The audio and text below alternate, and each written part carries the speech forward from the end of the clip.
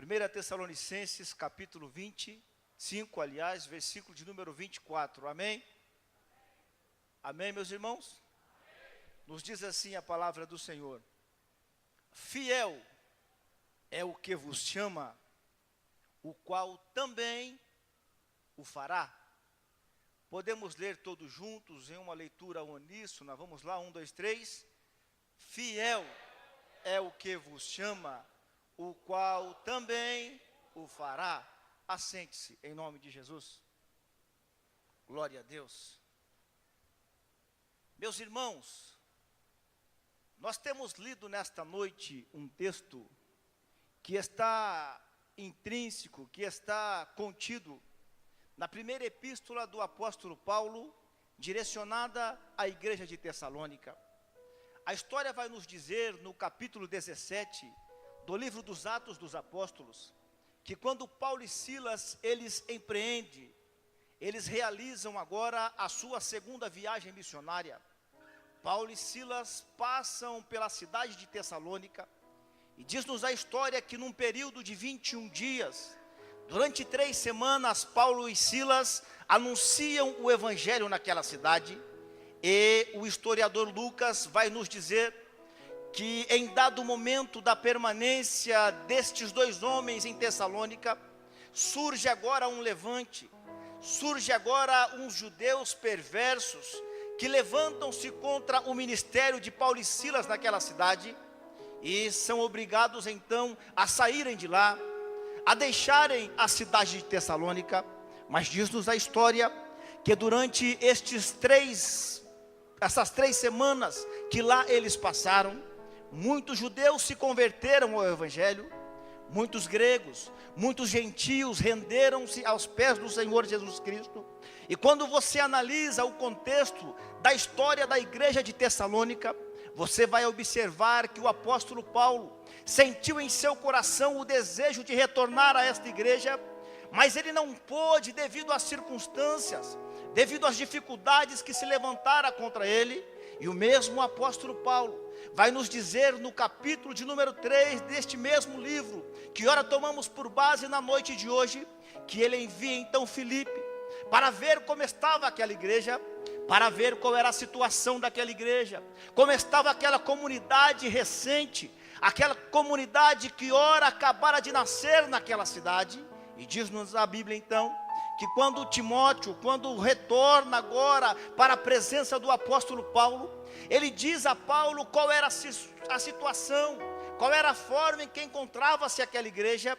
E Paulo então, diante dos relatos que fora chegado ao seu conhecimento, ele se vê obrigado a escrever a primeira epístola aos Tessalonicenses, porque segundo a história, haviam alguns erros doutrinários que pairavam no seio daquela igreja, haviam algumas dúvidas que estavam implantadas dentro daquela igreja, dúvidas estas que levavam os cristãos daquela igreja a perturbarem-se diante de tal erro teológico que pairava sobre aquela igreja. E o apóstolo Paulo então, ao escrever esta epístola, ele escreve com este desejo, com esta intenção de corrigir e de reparar estes erros citados. Paulo vem discorrendo então por esta missiva. Paulo, ao passar pelo capítulo de número 4, Paulo vem dizendo acerca da vinda de Jesus Cristo, pois a dúvida maior que estava incutida no seio daquela igreja era justamente acerca do arrebatamento da igreja. Diz-nos a história que todos que estavam lá acreditavam que Jesus haveria de vir por aqueles dias. Muitos deixaram de lado o seu trabalho, muitos deixaram de lado os seus afazeres, muitos venderam propriedades acreditando que Jesus voltaria por aqueles dias. Muitos estavam preocupados qual seria a situação daqueles que haviam morrido antes do arrebatamento da igreja.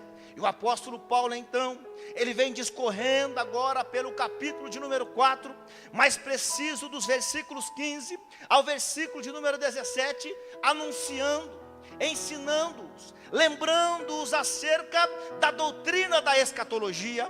Paulo vem falando a eles então, no versículo de número 15, dizendo-vos, pois, isto, pela palavra do Senhor, que nós, os que ficarmos vivos para a vinda do Senhor, não procederemos aos que dormem, Paulo estava orientando os que nós, os que estivermos vivos, nós não procederíamos. Percebam que a colocação aplicada pelo apóstolo Paulo em proceder aos que dormem, Paulo estava os ensinando.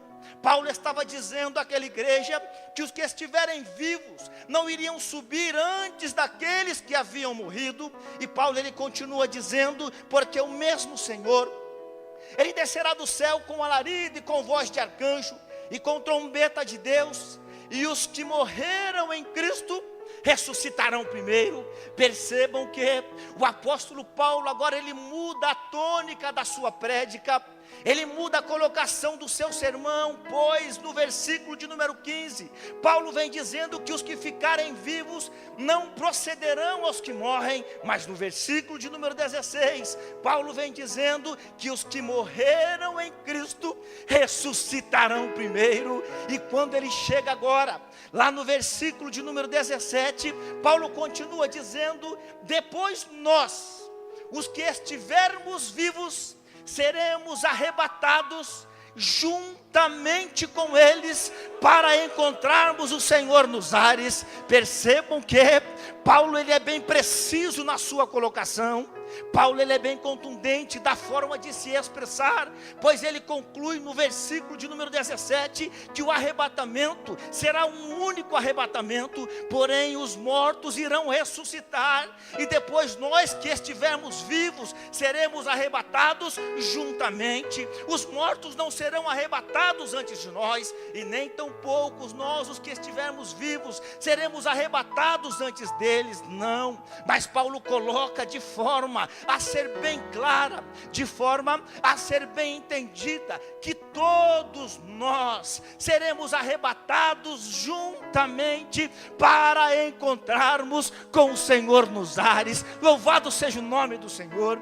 E Paulo vem discorrendo então, e quando ele chega agora no capítulo de número 5, Paulo ele tenta trazer a lembrança da igreja nos versículos 19, mais precisos dos 17. No final do capítulo 5, Paulo vai dizendo que deveriam orar sem cessar. Paulo continua dizendo para que eles não extinguissem o Espírito de Deus, para que eles não deixassem que o Espírito de Deus viesse a ser extinguido, que o Espírito de Deus viesse a ser sufocado, que o Espírito de Deus viesse a ser apagado diante de uma igreja que estava nascendo, diante de uma igreja que estava surgindo. Paulo também os orienta acerca dos dons espirituais. Paulo dá a eles o ensinamento para não desprezarem o dom que havia neles. Ora, diante desta explicação e diante desta exclamação feita pelo apóstolo Paulo, eu chamo a sua atenção nesta noite. Sabe por quê? A Bíblia vai nos dizer que Deus, que o Jesus Cristo, ao ressuscitar, ele desce às regiões mais baixas, leva cativo o cativeiro e dá dons aos homens. Ou seja, percebam que quando Jesus desce às regiões mais baixas e dá dons aos homens, ali ele está colocando no plural, ali ele está colocando, não é na forma singular, mas quando ele disse que ele, Jesus Cristo, deu dons aos homens, ele estava dizendo que ele deu dom a mim, que ele deu dom aos músicos, que ele deu dom a você, que ele deu dom ao irmão que está operando no som. Ou seja, o dom foi dado a nós. E Paulo ele vem dizendo: olha, igreja de Tessalônica, não desprezeis o dom que há em vós. E quando Paulo chega agora, lá no versículo de número 24, o versículo que nós tomamos por base, que nós tomamos como meta para a mensagem desta noite, Paulo vem dizendo: fiel é o que nos chama, o que também o fará. Percebam que o apóstolo Paulo, através desta exclamação, Paulo traz a memória, Paulo traz a lembrança da igreja tessalônica, duas coisas, dois detalhes, sendo ela a primeira memória que o apóstolo traz à igreja de Tessalônica, é que a igreja tinha uma chamada, e não obstante o apóstolo Paulo recordá-los, não obstante o apóstolo Paulo lembrá-los que eles tinham uma chamada, chamada, Paulo também os lembra acerca de quem havia os chamado. Percebam que Paulo vem dizendo: olha, Tessalônica, fiel é aquele que vos chama. Então nesta noite, tomando por base este texto e baseando-me, tomando por base para nós consubstanciarmos o texto, eu quero vos falar acerca de um Deus que é fiel. Eu quero nesta noite, baseando-me neste texto, dizer a vós outros que estão aqui, que todos nós que aqui adentramos, temos de Deus uma chamada. Todos nós que aqui adentramos, temos de Deus algo que nos foi entregue, mas infelizmente, devido às circunstâncias, devido às lutas, devido às vicissitudes que se levantam contra as nossas vidas, muitos deixaram de lado esta chamada, muitos se esqueceram desta chamada, muitos se esqueceram das promessas que a ti foram feitas, muitos se esqueceram daquilo que a ti foi enviada. Mas da mesma maneira que eu quero trazer à sua memória, a mesma maneira que eu quero vos recordar acerca desta chamada, acerca desta promessa que lhe foi feita, eu também quero te recordar, eu também quero te lembrar que existe alguém que te chamou, que existe alguém que te prometeu, e este alguém é fiel, este alguém é justo, esse alguém é santo, esse alguém é aquele que disse que todo o poder foi me dado nos céus e na terra. Então quem sabe, você que aqui adentrou e se esqueceu da promessa que o Senhor tem para a sua vida, saia daqui nesta noite, pautado nesta palavra, saia daqui nesta noite, recordando-se que fiel é aquele que te prometeu. Então se você acredita nesta palavra, e se você acredita que Ele é fiel, e que Ele está aqui entre nós, e já pode adorá-lo, e já pode glorificá-lo, faça-o. Sabe por quê? Porque a presença dEle é entre nós. Então eu convido, eu incito, eu clamo a você que levante a mão junto comigo e com brado de glória, adore a este Deus que é fiel e que certamente cumprirá com a sua palavra. Louvado seja o nome do Senhor.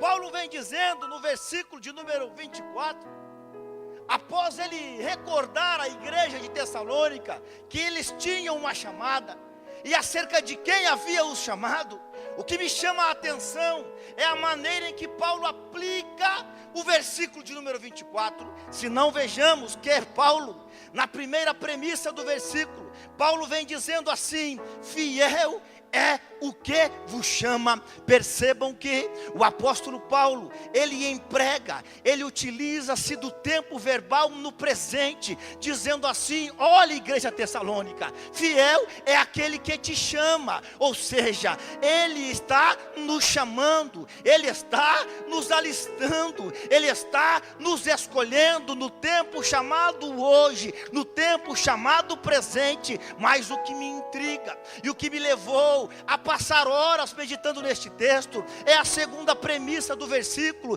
e a maneira que Paulo emprega o tempo verbal. Se não, percebam comigo que o apóstolo Paulo vem dizendo assim: fiel é aquele que nos chama hoje e que também o fará. Percebam que Paulo já muda de uma forma radical o tempo verbal a ser empregado neste texto. Paulo vem dizendo que ele também o fará, ou seja, ele fará, ele nos chama hoje, mas fará amanhã, ele nos chama hoje, mas fará depois, ele nos chama hoje, mas fará amanhã, ele nos chama hoje, mas fará depois de amanhã. Mas o que é interessante é que por mais que esta promessa venha a se cumprir amanhã ou depois de amanhã, Ele é fiel, Ele não vai falhar.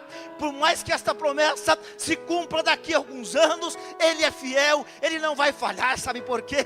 Porque Ele não nega a si mesmo. E quando nós discorremos pela Bíblia Sagrada, nós vamos perceber que desde o contexto, desde o período veterotestamentário ao período neotestamentário, a Bíblia mostra nos homens, a Bíblia apresenta nos mulheres, a Bíblia apresenta nos nações que tiveram de Deus uma chamada. Quantos não se lembram do capítulo 1 do livro do profeta Jeremias? O profeta chorão, o profeta das lágrimas, aquele que vaticinou que do norte viria um povo e que levava cativo e queria levar cativo a nação de Judá. A história vai nos dizer que o profeta Jeremias, ele residia em uma cidade chamada cidade de Anatote. Era uma cidade sacerdotal, cidade onde estava o grupo dos sacerdotes, uma cidade que estava distante, que distanciava cerca de 6 quilômetros de Jerusalém. A Bíblia nos fala que o profeta Jeremias, ele nasce em um período mais obscuro da história da nação de Judá. Ele nasce em um período onde o rei Manassés estava governando sobre a nação de Judá, e a história nos fala que durante 57 anos, sendo o rei Manassés rei de Judá, sendo ele substituído pelo seu filho Amon, foram 57 anos de trevas, 57 anos onde a nação estava entregue ao seu bel prazer, entregue ao pecado. Mas é justamente neste contexto é que Deus permite que venha à vida o profeta Jeremias. A Bíblia vai nos dizer no capítulo de número 1 e nos versículos 4 ao versículo de número 12, o profeta Jeremias começa a dizer assim: assim veio a mim a palavra do Senhor, dizendo: antes que eu te formasse no ventre, eu te conheci. E antes que saístes da madre de sua mãe, te santifiquei, e às nações te dei por profeta. Agora analise comigo, o profeta Jeremias, ele tinha tudo para ser sacerdote, pois ele era de uma linhagem sacerdotal, ele era alguém que descendia dos sacerdotes. Mas quando o nosso Deus resolve agir, quando o nosso Deus resolve ter a chamada na vida de alguém, quando o nosso Deus, pastor Silas, faz uma promessa na vida de alguém, Deus muda a cultura, Deus muda contexto, Deus muda situações, Deus muda ocasiões. Pois quando ele expressa-se dizendo: antes que te formasse no ventre, eu te conheci, e antes que saístes do ventre da sua mãe, eu te santifiquei, e às nações te dei por profeta. Sabe o que eu quero te dizer nesta noite? Quem sabe você que aqui adentrou, quem sabe você que está entre nós, recebeu de Deus uma promessa, mas devido à circunstância, você deixou de lado, você se esqueceu dela. Quem sabe devido aos problemas que se levantaram, você achou, você pensou dentro de si que não tratava-se de uma promessa feita por Deus. Saiba que o nosso Deus não mente, saiba que o nosso Deus é um Deus legítimo, saiba que o nosso Deus, quando resolve agir, não há tempo, não há império, não há nação, não há nada que impeça o agir do teu e do meu Deus. A Bíblia nos fala então, no diálogo entre Jeremias e entre Deus, no versículo de número 6, ele começa a dizer assim: então disse eu: ah, Senhor Jeová, eis que não sei falar, porque sou ainda uma criança. É sempre assim. Muitas vezes há entre nós pessoas que possuem de Deus uma chamada, pessoas que possuem de Deus uma promessa, mas quando chega a hora, quando chega o momento, quando chega o dia de esta promessa se concretizar, começamos a apresentar desculpas, começamos a falar que somos ainda uma criança.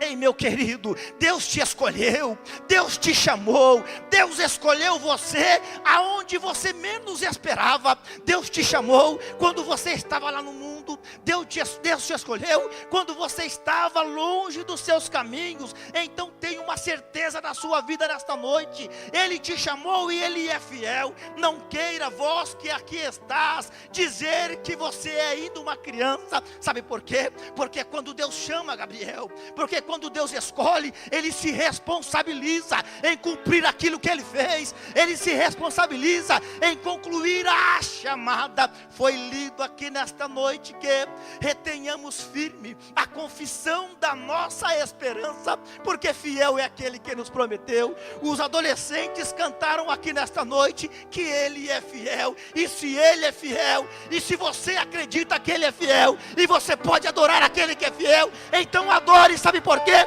Porque Ele já está operando no nosso meio. Aleluia. Glória a Deus.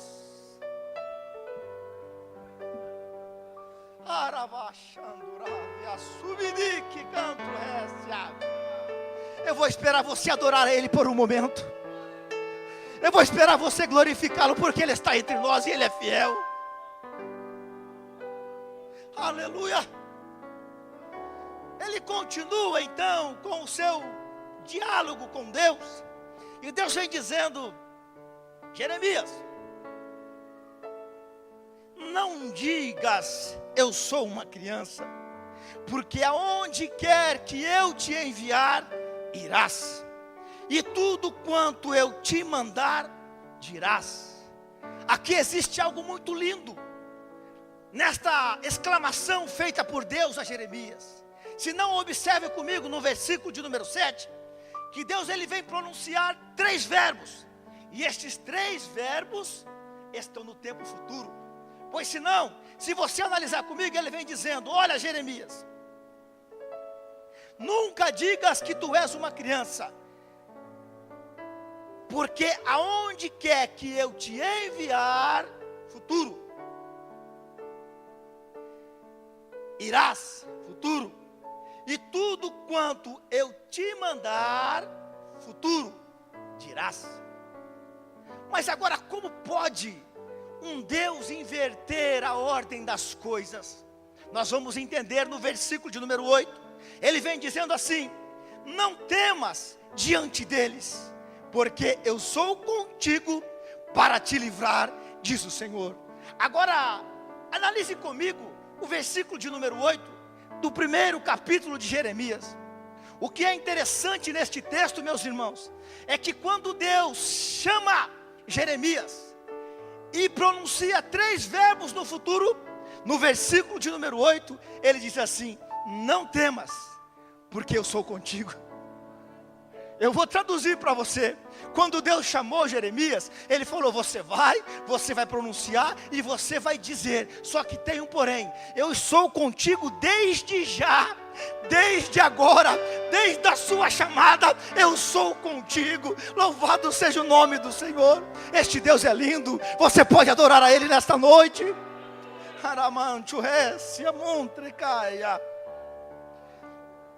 Ele continua dizendo: e estendeu o Senhor a mão e tocou na minha boca, e disse-me o Senhor: eis que te ponho as minhas palavras na tua boca.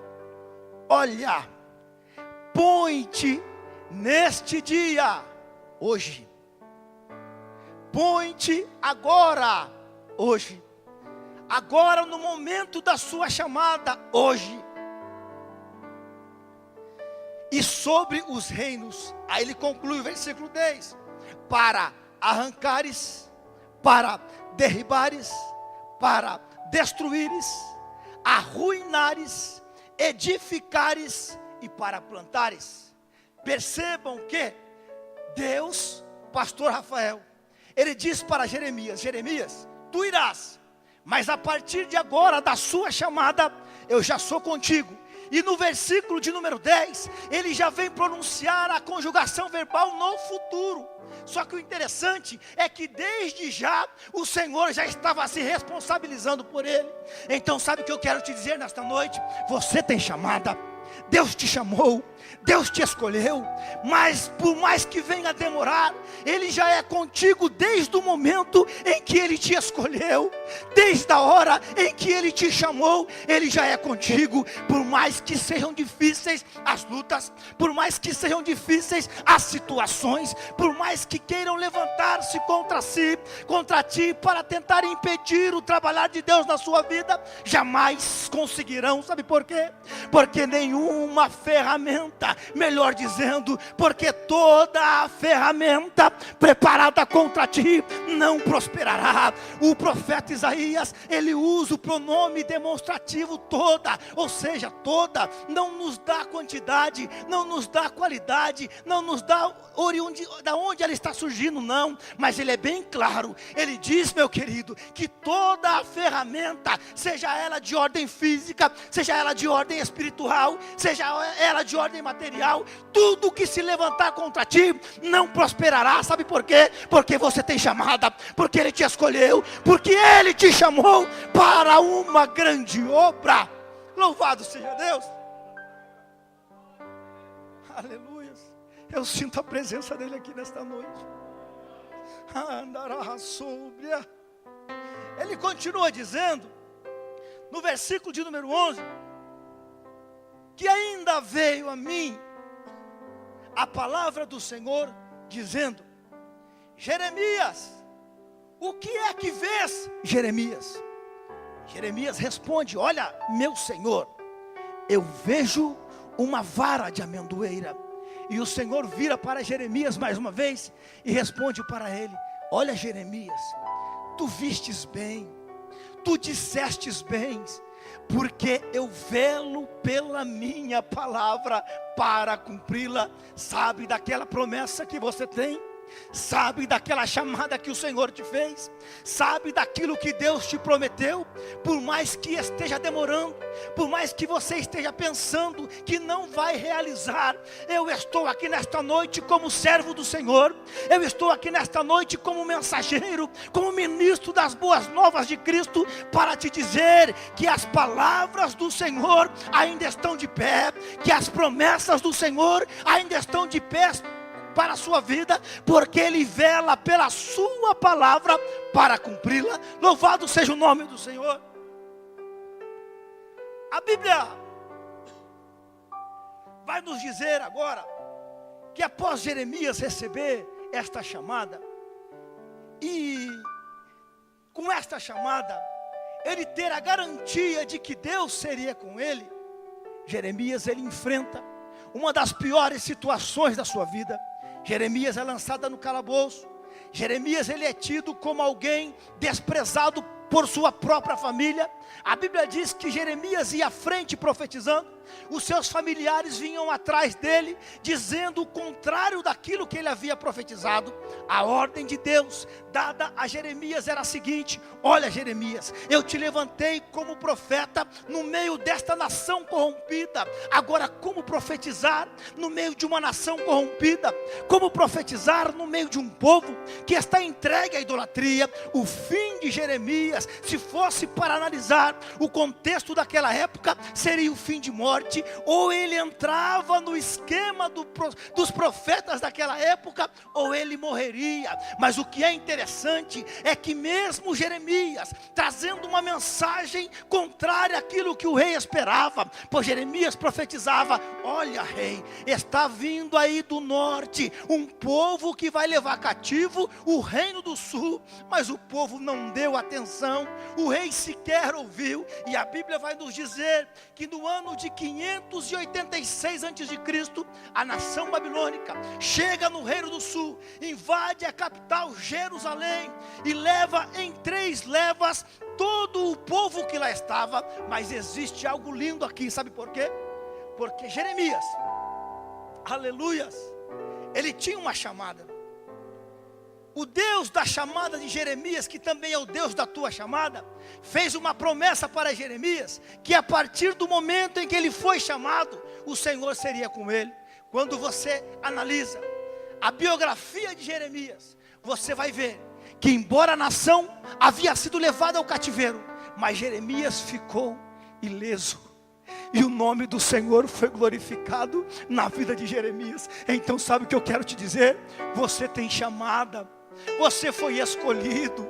O Senhor fez promessas à sua vida. Você é alguém dileto de Deus. Você é alguém que Deus olhou e te escolheu e viu você algo capaz, e viu em você como a menina dos seus olhos. Então, por mais que se levantem, por mais que queiram falar a seu respeito, por mais que queiram destruir o seu ministério, por mais que queiram dar cabo na sua vida, por mais que queiram destruir a sua família, por mais que queiram dizer que você é um zero à esquerda, ou que você é um zero à direita, por mais que queiram falar o que quiser de ti, fiel é aquele que te chamou. E quando ele te chamou, ele disse: eis que estou contigo, eis que estou contigo, eis que estou contigo. Se passares pelo vale, estarei contigo. Se passar pelo fogo, ele não te queimará. Se passares pelas águas, elas não te submergirão. Ainda que levantem-se, ou ainda que preparem ferramentas contra ti, eu estou contigo. Deus está contigo, Deus está contigo, Deus está contigo. Louvado seja Deus. Agora, quando você olha para a Bíblia Sagrada, nós vamos perceber que além de Jeremias, houveram outras pessoas que também tiveram de Deus uma chamada. A Bíblia diz, no livro do Êxodo, no capítulo de número 3, que estava Moisés apacentando o rebanho do seu sogro Jetro. E diz a Bíblia que em dado momento do seu apacentar as ovelhas, ele se depara com uma visão que chama a sua atenção. E que visão era esta? A Bíblia diz que ele observa que havia uma sarça que se consumia em fogo, porém aquela sarça não se queimava. Era algo anormal naquela época, porque o sarceiro, a sarça, era uma árvore que se queimava fácil, era um arbusto que servia muitas vezes como combustível para aquecer o povo que estava no deserto. Mas algo chamou a sua atenção, algo despertou nele uma atenção. Sabe o que era? É que quando ele observa que aquela árvore estava envolto a chamas, mas ela não se consumia, diz a Bíblia que ele pensou consigo: virarei para lá e verei esta grande visão. Diz-nos a história que quando ele tem este pensamento, a Bíblia diz que o anjo, que melhor dizendo, que Deus brada de lá e diz da seguinte forma: e vendo o Senhor que Moisés se virara para ver, bradou Deus do meio da sarça e disse: Moisés, Moisés. E ele disse: eis-me aqui. A Bíblia diz que Deus continuou dizendo: olha, Moisés, não chegues para cá sem antes tirar as alparcas dos seus pés. E quando você analisa este texto, até então, pasmem os senhores, Moisés ainda não havia recebido a chamada. Algo lindo estava acontecendo na história de Moisés. Mas para que Moisés recebesse esta chamada de Deus, fazia-se necessário uma atitude oriunda do próprio Moisés. E que atitude era esta? Tire a sandália dos pés. Fiquem descalços, Moisés, porque o local aonde você está é terra santa. Chamo a atenção de todos aqui nesta noite. Deus tem chamada para as nossas vidas? Tem. Deus tem promessa para as nossas vidas? Tem. Mas para que elas se cumpram, faz-se necessário uma atitude minha e uma atitude tua. Que atitude é essa? Se desvencilhar daquilo que o mundo está ofertando, se desvencilhar do pecado, deixar de lado aquelas práticas que só Deus sabe que você tem feito, deixar de lado aquilo que você sabe que entristece o coração de Deus, aquilo que já tem entristecido o teu coração, mas que você não tem deixado de lado. Mas nesta noite o Senhor te chama para te dizer: tire as sandálias dos teus pés, tire as sandálias dos teus pés, porque o teu chamado e o Deus que te chama é um Deus santo. E além de ser um Deus santo, Ele é um Deus fiel. Mas Ele só cumpre com a sua fidelidade nas nossas vidas a partir da hora em que nós tomamos a decisão. Tome atitude nesta noite. Esta noite é noite de decisão. Nesta noite é noite de atitude. Eu acredito que todos que estão aqui têm de Deus uma promessa, mas não têm visto essa promessa se cumprir, porque tem faltado apenas uma atitude da sua parte. A Bíblia diz então que o Senhor começa aqui a dialogar com Moisés, dizendo assim: e disse o Senhor: tenho visto atentamente a aflição do meu povo que está no Egito, e tenho ouvido o seu clamor por causa dos seus exatores, porque conheci as suas dores. No versículo de número 7, 3 verbos me chamam a atenção. E quais são eles? Quando Deus diz da seguinte forma: tenho visto, tenho ouvido e tenho conhecido. Este é o Deus que nós servimos. Ele tem visto a sua atitude, Ele tem ouvido o seu clamor, e Ele tem conhecido a situação que você está vivenciando hoje, seja ela uma situação boa, ou seja ela uma vivência ruim. Deus conhece todas as coisas. Não pense você que você está enganando o teu Deus, porque Deus jamais será enganado. Deus conhece todas as coisas. E no versículo de número 8, ele diz assim: portanto, desci para livrá-lo da mão dos egípcios e para o fazer subir àquela terra que muito boa e larga, uma terra que mana leite e mel. Agora no versículo de número 8, o Senhor já muda por completo o seu discurso, e mais 2 verbos nos chamam a atenção. E quais são eles? Eu desci para fazer o meu povo subir. Quem se lembra quem desceu? Quem se lembra que se esvaziou da sua glória e se entregou até a forma de homem, e não obstante ter entregue a forma de homem, humilhou-se a si mesmo e se entregou à morte de cruz, para que ao nome dele se dobre todo o joelho que estás nos céus, na terra e debaixo da terra. O Senhor nosso Deus, Ele enviou o seu único Filho a descer para nos promover uma tão grande salvação, para que depois aqueles que aceitaram esta tão grande salvação, subir para Jerusalém celeste e estar para sempre com o Pai, dizendo que Ele é santo, santo, santo, para um lugar onde os 24 anciões estão prostrados e tiram a sua coroa e lançam na presença dEle e dizem todo instante: santo, santo, santo, santo. Levar-nos para um lugar aonde não haverá choro, aonde não haverá guerra, aonde não haverá pranto. Levar-nos para um lugar aonde o sol não brilhará. Sabe por quê? Porque a luz dele nos alumiará.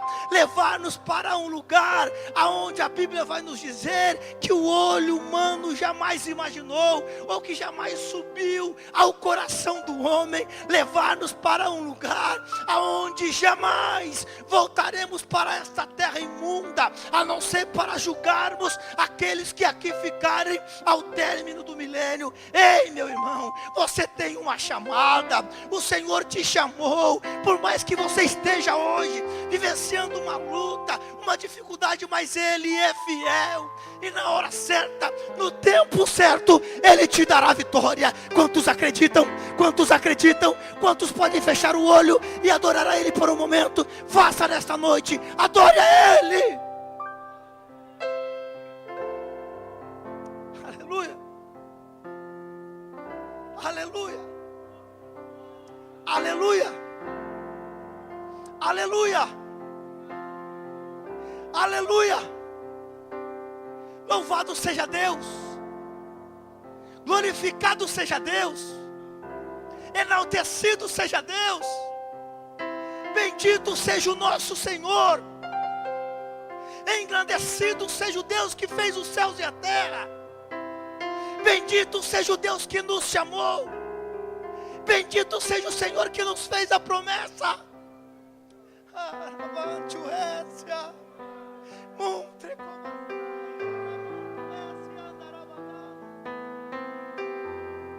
Oh, glória!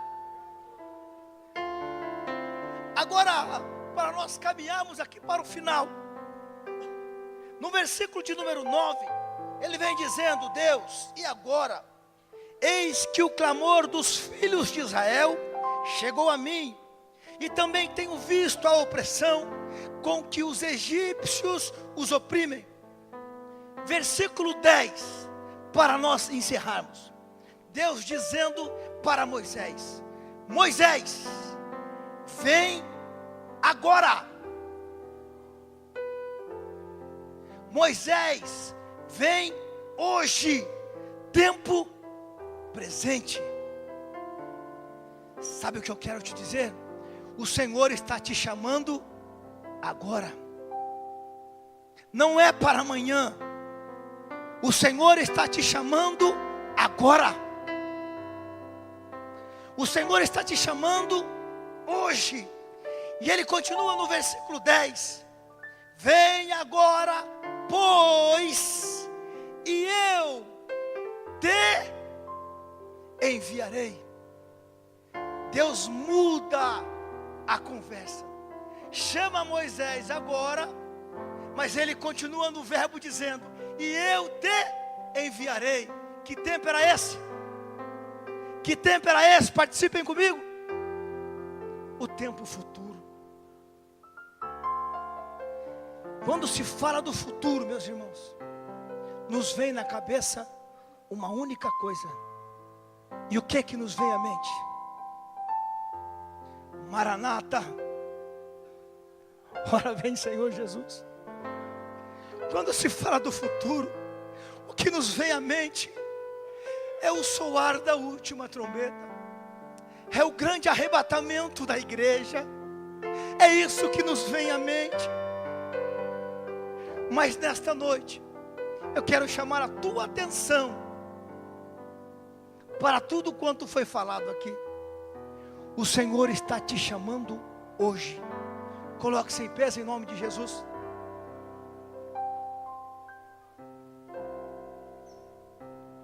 Enquanto a Gleide se desloca para cá, o Senhor está chamando hoje. E baseando-me nesta palavra, estou fechando a Bíblia, que foi aqui pregada.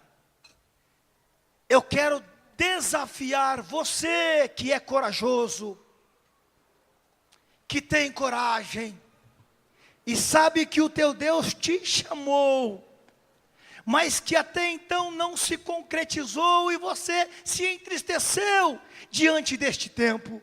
Não se esqueça, Ele te chama hoje. Saia do seu lugar e vem aqui. Eu vou esperar você vir aqui. Eu vou esperar você vir aqui. Porque a palavra de Deus nesta noite, ela cortou dos dois lados. A palavra do Senhor não falou apenas a um coração aqui, não. Eu vou esperar você sair do seu lugar e vir aqui. Porque hoje é tempo de vitória. Porque hoje é tempo de nós passarmos a ter um compromisso mais sério com Deus. Eu convido você a sair do seu lugar e vir aqui. Eu vou esperar você vir aqui. Enquanto isso, a Gleide vai estar louvando a Deus. E eu vou esperar você vir aqui, sabe por quê? Porque é com você mesmo que Deus está falando nesta noite. Deus não está falando com o seu irmão ou com a sua esposa que está na sua casa. Deus está falando contigo. Aleluia.